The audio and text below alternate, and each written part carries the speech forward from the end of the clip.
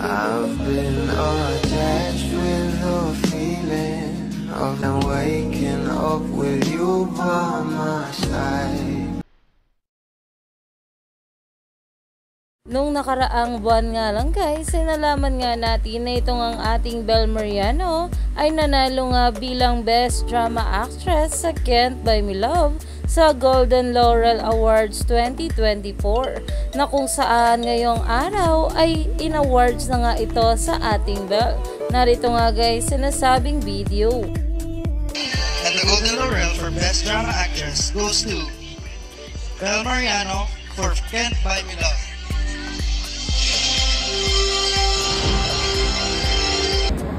Hello everyone, it's Bel Mariano. I'd like to thank Golden Laurel Awards for recognizing me as the Best Drama Actress for Can't Buy Me Love. I dedicate this award to everyone that watched and supported Can't Buy Me Love, and I share this recognition with the rest of the cast, our directors, and the production. And maraming salamat po sa pagmamahal at support niyo. Para sa inyong lahat po ito. Kaya naman umani nga ito ng maraming komento at pinag-uusapan na dahil na nga rin sa angking katangian at galing bilang actress ng ating Bel ay talaga namang waging-wagi siya sa mga ganitong awards at ganoon nga rin ito ang ating Donnie Pangilinan.